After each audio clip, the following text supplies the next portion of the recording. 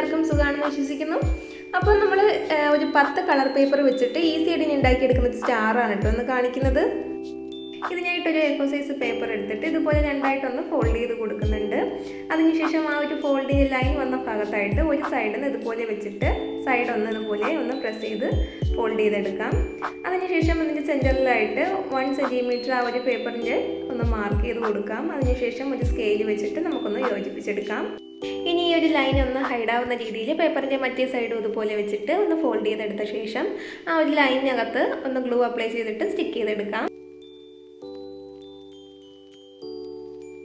ഇനി ഈ പേപ്പറിൻ്റെ 4 സൈഡിലും 2.5 സെൻറ്റിമീറ്റർ വീതം ഒന്ന് മാർക്ക് ചെയ്ത് കൊടുക്കുന്നുണ്ട്. സോ 4 സൈഡിലും ഇതുപോലെ 2.5 സെൻറ്റിമീറ്റർ വീതം ഒന്ന് മാർക്ക് ചെയ്ത് കൊടുത്തിട്ടുണ്ട്. ഇനി പേപ്പർ ഇതുപോലെ വെച്ചിട്ട് സ്കെയിൽ വെച്ചിട്ട് ഒന്ന് ആ ഒരു നമ്മൾ ഡോട്ട് ഇട്ടില്ലേ ആ ഒരു ഭാഗം ഒന്ന് അഡ്ജസ്റ്റ് ചെയ്ത് പിടിച്ച ശേഷം ഇതുപോലെ 2 സൈഡിലും ആ ഒരു ഡോട്ടിൻ്റെ അവിടെ വെച്ചിട്ടൊന്ന് ഫോൾഡ് ചെയ്തെടുക്കാം. ഇനി പേപ്പറിൻ്റെ സൈഡിൽ ഇതുപോലെ 1 സെൻറ്റിമീറ്റർ മാർക്ക് ചെയ്ത ശേഷം ഒന്ന് സ്കെയിൽ വെച്ച് ലൈൻ ഇട്ട് കൊടുക്കാം. എന്നിട്ട് ഇതുപോലെ 2 സൈഡിലും ഒന്ന് കട്ട് ചെയ്തെടുക്കുന്നുണ്ട്. അതിനുശേഷം പേപ്പറൊന്ന് ഇതുപോലെ വെച്ചിട്ട് ആ മുകളിലുള്ള ആ ഒരു ലൈനും കൂടെ ഒന്ന് ഒരു സൈഡിൽ മാത്രം കട്ട് ചെയ്തെടുക്കുന്നുണ്ട്. അപ്പോൾ നമുക്കിതുപോലെ കിട്ടും. ഇനി ഈ ഒരു സൈഡിൽ ആ ഒരു ലൈൻ വന്ന മാർക്ക് ഉണ്ടല്ലോ അവിടെ ഇതുപോലെ വെച്ചിട്ട് ആ ഒരു സെൻറ്റർ ഭാഗം ഉള്ളിലോട്ടാവുന്ന രീതിയിൽ ഇതുപോലെ വെച്ചിട്ടൊന്ന് ഫോൾഡ് ചെയ്തെടുക്കാം. ഈ ഒരു സെയിം രീതിയിൽ തന്നെ മറ്റേ സൈഡും കൂടെ ഇതുപോലെ വെച്ചൊന്ന് ഫോൾഡ് ചെയ്തെടുക്കാം. ഇനി ഈ ഒരു സൈഡും കൂടെ ഗ്ലൂ അപ്ലൈ ചെയ്തിട്ട് ഒന്ന് സ്റ്റിക്ക് ചെയ്ത് കൊടുക്കുന്നുണ്ട്.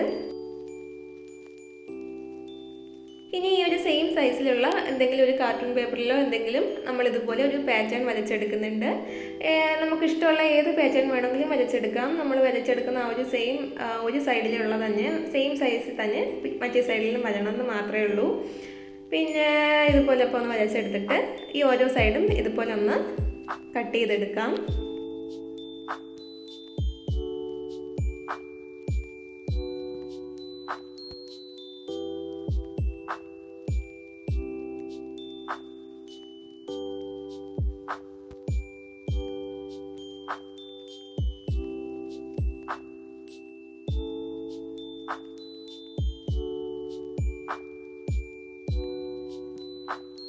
സോ നമ്മൾ കട്ട് ചെയ്തെടുക്കുമ്പോൾ ഇതുപോലെയാണ് പേപ്പർ ഉണ്ടാവുക.